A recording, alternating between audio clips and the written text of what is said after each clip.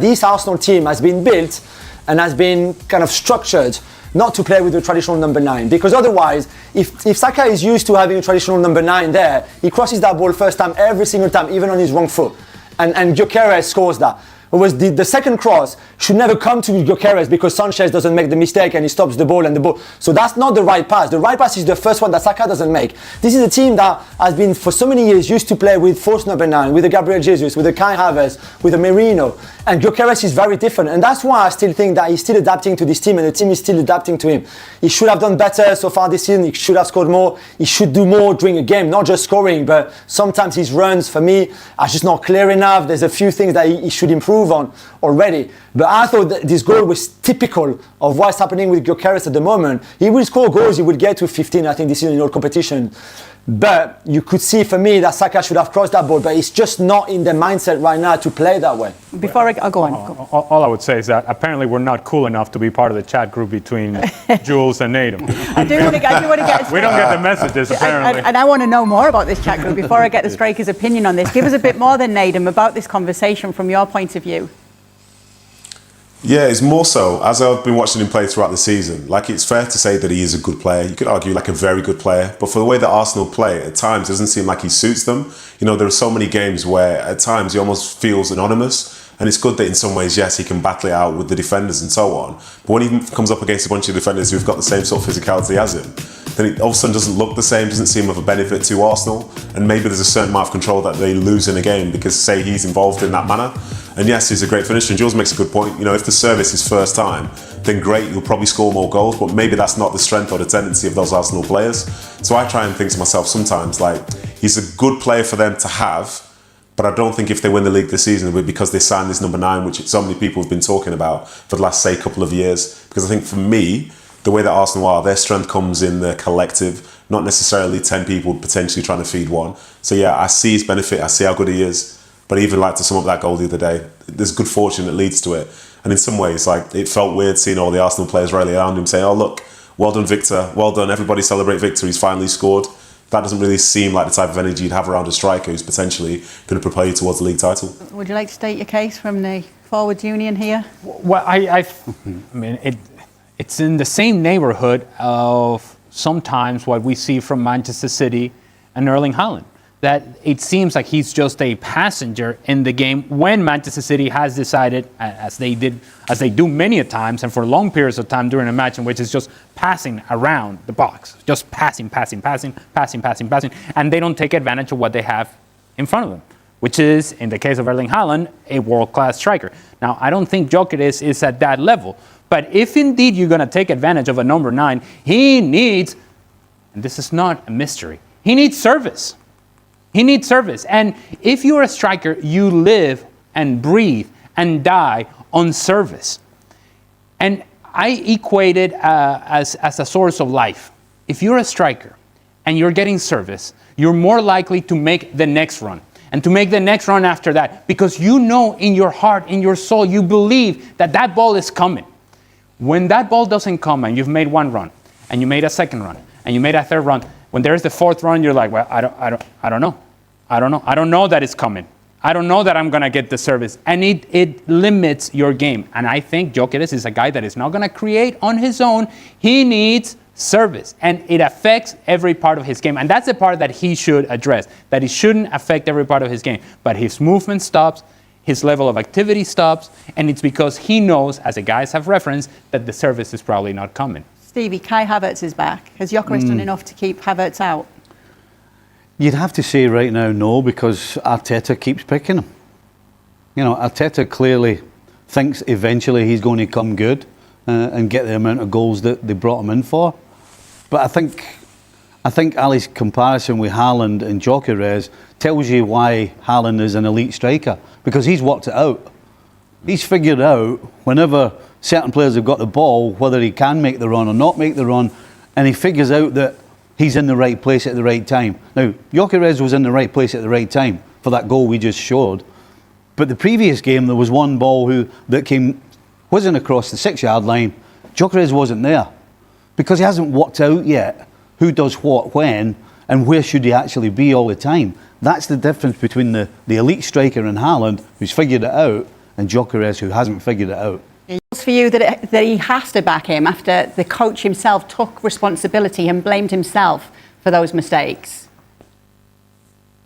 Yeah, I think so. But if we go back to last summer when they were trying hard to sign Mike Maignan from AC Milan, it's obviously obvious, but they clearly didn't believe in Sanchez. Otherwise, you don't go and spend some money on Mike Maignan at his age as well if you really believe in either Jorgensen or Sanchez. So the fact that they could not get Maignan, I don't know why there was no plan B there, because there are surely other goalkeepers that maybe not as good as Maignan, but still better than Sanchez, somebody in between. But clearly with Maignan or nothing, they went for nothing and they stayed with Sanchez and Jorgensen, and now I think there was always a mistake in Sanchez. Even if I agree with Nedum, he was a little bit better so far this season. And that's why they wanted another goalkeeper like Maignan last summer. So I think in the summer they're going to clearly going again. Maignan won't be available this time because he's about to extend his contract at AC Milan. So they will have to find somebody else. But if you are trying to sign one of the best goalkeepers in the world in the summer and you don't, that is clearly a really bad indication of how much you trust your current goalkeeper. Talking about trust, when you're a defender in front of a goalkeeper who's made those mistakes, what does it do to your own confidence? Oh no. every time you look behind you go, oh jeez. Wait a minute, but I could say the same thing that Robert Sanchez could be saying about the defenders ahead of him. Yeah, but turning the ball over, trying to play out of the back. I'm just saying. do you know what? I can't get over the fact that he's turned around and said, I'll take the blame for that. For the goal. I mean, what are you talking about? How can you take the blame? Your goalie's come flapping and then he's actually just completely missed one. How do you take the blame? I mean... I think he said he was asking him to do things that he doesn't normally do. What? Save it, catch it. Catch the ball. Catch the ball. Yeah. Catch the ball. I know you don't normally do this, but I want you to catch it today. It's such a typical move for an incoming manager when things don't go your way to say, guys, it's not on you, it's on me. It's on me. You're trying to buy some sort of equity with the players, and the players know. You know who knows? Robert Sanchez knows that he has made a mistake. So all of this, it's more for press conference material than it is for what actually goes on inside the locker room. Yeah, so that's one of the games coming up this weekend in the Premier League. There are plenty of them. We will, of course, be discussing them on ESPN FC. All gets underway with a big one, the Manchester derby between Manchester United and Man City. We'll see how Chelsea do fare, and if we see Robert Sanchez between the sticks against Brentford. And as the match day rolls on, it is Nottingham Forest, as we've been discussing, against Arsenal.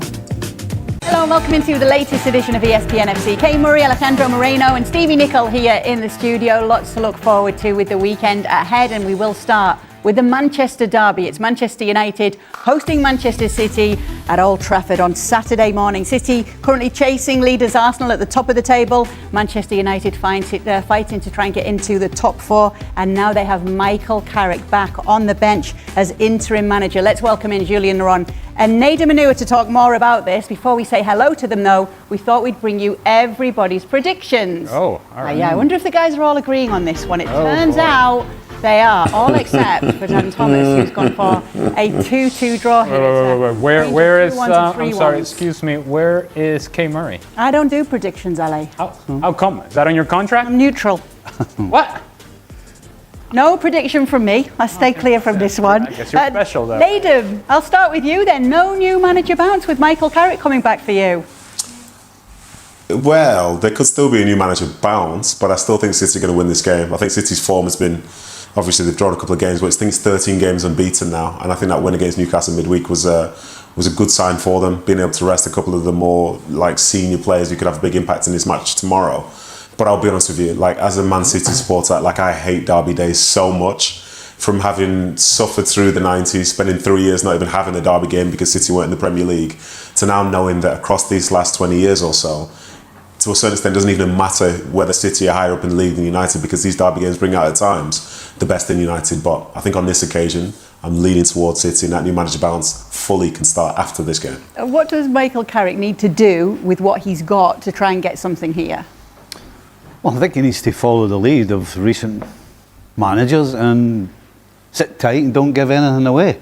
I mean, that I think was what Nedum was worried about, because all the victories and results that United have had against City have been backs against the wall and try and catch them on the counter, get your nose ahead, and then hang on.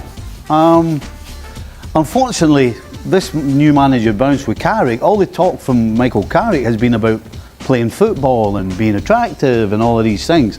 And if he comes into this game filling the heads of these United players with that thought about being positive, going forward, making runs, be brave, be courageous, all of those great things that sound good in the dressing room before the game, if they actually go about it that way, then I think they'll comfortably be beaten. And that's what I see. It reminds me of Chelsea-Arsenal during the week, where new manager, Rosinha, talking about playing football, and Chelsea went out and played the football, but unfortunately they left holes. And although it was 3-2, they were thoroughly beaten and should have been more. So I can see a similar thing happening with this Man United team, going out, trying to play football, trying to kind of go toe-to-toe, but I think that's a bad idea. Would it be a bad idea for you, Ellie? It would be an awful idea. Awful idea. Manchester United in their best days right now. Take the best of Manchester United. They're still not ready to be going toe-to-toe against the best teams in the Premier League, and we still consider Manchester City one of the best teams in the Premier League. And so, for all the flaws that you may think Manchester City has, they are better at and I'm going to use Stevie's expression, at playing football than Manchester United are. Right now, Manchester United are not ready to do that just yet. So the key to success, if there is going to be success, is defend well, deny spaces, frustrate Manchester City, force Manchester City into predictable passing patterns, put them into areas in which you can pressure the ball together, and then from there create a turnover and get out in transition against Manchester City, because Manchester City struggles in transition defensively. That's the way that I would set up. If Michael Carrick and Manchester United think that they're going to go, again, quote, toe-to-toe, that's not the way they get a result. I just don't see it happening because they just don't have the tools to do that. And meanwhile, Jules, Mbeumo and Diallo are back from the Africa Cup of Nations, looking around going, oh, he's gone, has he? Is that a boost for the club that these guys are back? Yeah, it's good for them to be back, obviously, and not involved either in the AFCON final or the little final in AFCON. It's a different manager, you're right. So they left with Amorim, they come back as Carrick. It's a different system as well, which we haven't really spoken about. But we expect the back four. We expect Bruno Fernandes to play again in his favourite and best position as a number 10. I'm not sure where that leaves Cunha and Ahmad and Bomo and all of that, because obviously they signed those players for Amorim in the system that he was playing at. Amorim spent a lot of time with Ahmad, kind of transforming him into a very attacking wing back, if you want. Now, if you play in a more traditional, let's say 4-2-3-1, it'd be very interesting to see who Carrick picks to be the two wide players. We expect Šeško to be the number 9, but that means Cunha a little bit out of position, Mount could be out of position, and Bomo probably different to what he played at Brentford, but maybe on that right-hand side, it's actually not too bad. I guess you could put Diallo on the other side, but again, you got rid of wingers because you were playing in the Amorim system, and now you play in a different system where actually you could do with wide players. So, be very interesting in terms of team selection as well, what Carrick does. Yeah, let me know that recent meetings between the two haven't fared so badly for Manchester United. We know with Erling Haaland, his scoring's been a bit of a concern in just the recent games. Talk about him not scoring from open play since before Christmas. Are these the concerns that you have, Nedum? No, not really. I think Erling Haaland not scoring for a few games, that at some point will deal with itself. Like, we'll probably get to the end of the season and see he score 30 goals in the Premier League again. I don't doubt that at all. I think some of those draws in recent times, they have been disappointing. I think for me, there have been some of those moments in those games where they've not really taken their chances, and as a consequence, they've been punished, because if your game's not out of sight, then the other team will always have belief that they can do something. But I don't think this derby game itself is going to be similar to those matches of football. I think Haaland himself, if we're going to talk about his goal scoring, he's got a pretty good goal scoring record against United. Seen him scoring hat-tricks, and for example, I think in his first ever one. So I don't doubt that City can win it. But again, it's like the new manager bounce. Like, I don't necessarily always believe in that. But for Michael Carrick, like, what a way it could potentially be to get things going, for the 5 months he's going to be in charge. First game against Manchester City, he's going to be at Old Trafford. 70,000 people screaming for this victory, because I think even to look at the table, like, this is how much things have changed. When last time there was a derby, United were 2 points ahead of City, and now you fast forward to this point and they're 11 points behind. They've had a very, very tough spell in that time, but this could be a great way for them to, get towards that final end of the season, because we know there's no FA Cup, no Carabao Cup, no European football. So these fixtures are right here. He's a worried man, isn't he? Yes, he's a worried man. Yes, he is. But may I admit something here? A few weeks ago, before the Semenyo transaction, if you will, where he ends up at Manchester City, we had a conversation about Manchester United and Manchester City as to where he should go. And I was sitting here and said, well, he's probably not going to play as a center forward in Manchester City, so maybe he should go to Manchester United. And Stevie, you said, and at that point, we're very clear that if it were you, you would go to Manchester City. I was kind of like, I don't know, with that sort of tone, dismissive as I was. Well, I was wrong.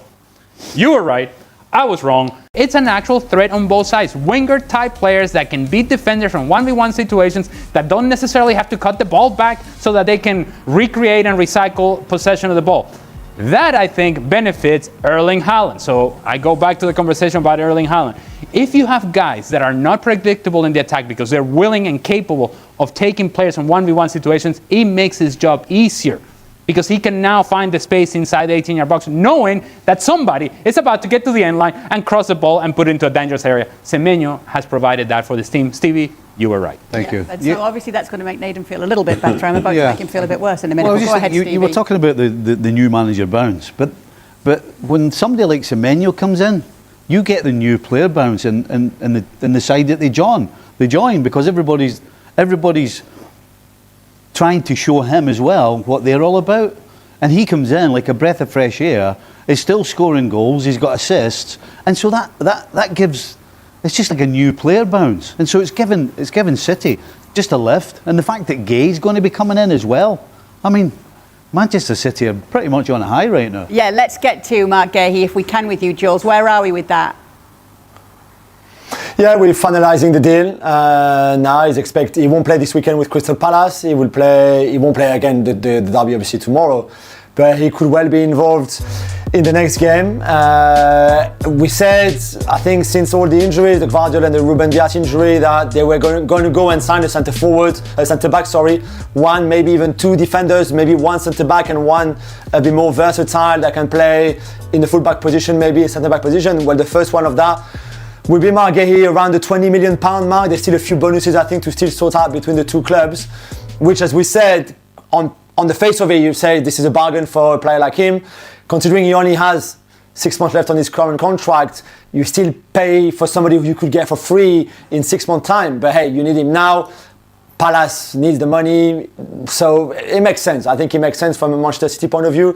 From a Gahey point of view, it makes sense. Yeah, of course, he's going to play now. Ruben Dias is going to come probably in a month or so. Gvardiol not before next season. So you think him and John Stones, we don't know. Nobody knows, really. So him and Dias will be the partnership at centre-back for between next month and the end of the season, probably, if there's no injuries, which is a very solid pair of centre-backs. And then for next season, when Gvardiol is back, then there will be 3 or 4 for 2 positions. But that's the case in every big club. They absolutely do need him now, don't they, Nathan? Are you okay with how it's all going to play out?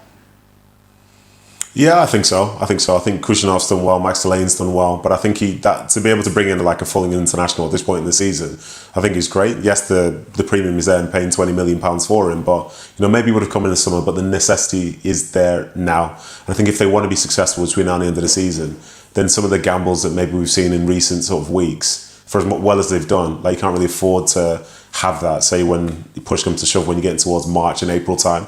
I think for them to be able to bring in a player like that, somebody that's in their mid-20s, because one thing about City's sort of defenders, some of them, like looking at John Stones, looking at Nathan Ake and the like, they are getting a little bit older than, say, you would hope for to be building a team for the future.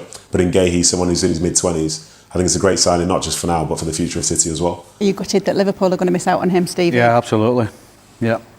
Gutted that he never went in the summer. Gutted that we're not going to get him now, and won't get him in the next window either. So yeah, Manchester City with these two signings have basically said that, the one thing I wondered was, are they going to accept that maybe they're not going to win the Premier League this year and they're going to retool again in the summer? And I wasn't quite sure where they stood. Well, they've just answered the question. When you sign Semenyo and you sign Gay at the back, they're trying to win the Premier League this year, 100%. That's what those two signings means. We should talk about Oliver Glasner, Jules, mentioning that he'll be on his way out in the summer and saying that he wants a new challenge. Could that new challenge be the role as Manchester United manager? I think he will be on the short list and he will surely be interested in a club like that. Whether they will choose him, that's another matter and another debate. He was out of contract, or he's out of contract in June. We knew that he had already rejected 2 offers from Crystal Palace to extend that contract, so it was pretty obvious he was not going to stay after this season. he actually told Steve Parish and the board at Palace back in October that he was never going to sign. I think it's good for them to still trying. Now there's no point trying because he's made it official that he was going to leave. I don't know exactly because I'm not too familiar with the Crystal Palace history from before the time I moved to England, but he has to be one of the greatest managers ever, really, when you think that he brought them the FA Cup. They are very much amongst the favourites to win the Conference League and bring a European trophy to Selhurst Park as well. So I think, as sad as it would be, I think for the club and fans to lose somebody who's had such a positive impact on the football club, I think they will look at him as one of the greatest memories that he brought to the football club, and he really took this team and this club forwards. Now they can't really get wrong the next one after him because it won't be easy to follow Glasner. But for him, I think he showed enough there to be amongst the contenders for bigger clubs' jobs.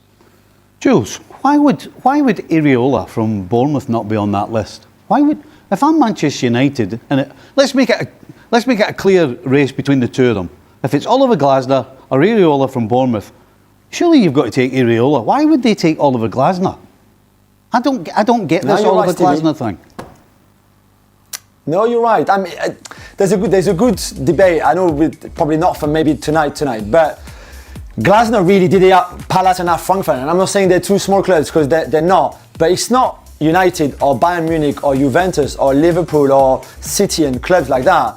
And I think there's a bit of a skepticism might be a little bit strong because at some point, you are allowed to try a top club and you may well succeed. But I think there's a bit of that, okay, can he do it in that kind of pressurized environment with those kinds of dressing rooms and egos? It's not Mateta, it's Cunha, it's not Wharton, it's Bruno Fernandes, those kind of guys. And for Iraola, probably the conversation would be slightly similar because so far is the smaller clubs in Spain and then Bournemouth. But Iraola is younger. The only difference is Iraola is not out of contract, so you will have to pay a fee to get him out of Bournemouth, and that won't be cheap, obviously. But I agree with you. If I had to choose between the two, if I'm Ineos or Ratcliffe or Wilcox, whoever Barada are United, I'll go for Iraola every day. Mikel Arteta's work at Arsenal is being viewed in an even brighter light after the recent coaching shakeups elsewhere. With Chelsea parting ways with Enzo Maresca and Manchester United moving on from Ruben Amorim, the contrast is hard to miss. Arsenal has kept moving forward under Arteta, giving him time through difficult stretches, and now seeing the payoff as the club pushes again in the Premier League title race. It also raises a bigger question about strategy. While Chelsea and United are changing direction again, Arteta has been in place for more than 6 years, outlasting a long list of managers across those two clubs in that span. That stability has become part of the story, and it was a major talking point on the Seeing Red podcast with Tom Canton and John Cross. Beyond reacting to Amorim's dismissal and breaking down wins over Aston Villa and Bournemouth, plus Manchester City's loss to Chelsea, the conversation kept returning to one core idea: structure. Not just who is the coach, but how much power that coach has, and whether the club is built to support a long-term project. Cross pointed to Arsenal as a rare example of patience turning into real strength. He argued that Arsenal's willingness to back Arteta through the messy early phases helped create the stable position they're in now, and that this kind of time and support investment is what can turn a club into something truly solid. Canton's response was sharp and honest. Arteta's arc, he said, has almost become a problem for other clubs, because it tempts them to keep coaches they probably shouldn't. But at the same time, it's still the best example of what can happen when you hire the right person and actually give them time. And that time wasn't smooth. The discussion highlighted how Arsenal could easily have pulled the plug early. 2 8th-place finishes, then 5th, missing out on the Champions League, and a Europa League semi-final exit to Unai Emery's Villarreal. Any of those moments could have pushed a club into panic mode. Instead, the argument is that Arsenal recognized the bigger reality. Arteta didn't have the resources to compete at the required level right away. The squad needed a rebuild. The roster needed to be refreshed. That's where the comparison to Chelsea and United becomes even more pointed. The podcast suggested that recruitment and decision-making structure are often what determine whether a coach survives. If signings don't land, results suffer. And if a coach doesn't have enough influence, or the club isn't aligned behind a clear plan, it becomes much easier for things to collapse. In other words, giving time only works if the coach is empowered to shape the team in a way that matches the vision. Cross also emphasized that Arteta's situation stood out because he pushed to be a true manager, not just a head coach. The idea is simple.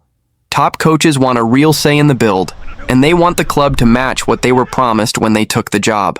The discussion even pointed to how Arteta survived a low moment, like the home loss to Burnley, because the club stayed behind him. And in that period, with fan pressure affected by the COVID-era environment, Arsenal were able to hold their nerve instead of reacting emotionally. Meanwhile, the big unknowns now shift back to Chelsea and Manchester United. Who replaces Amorim?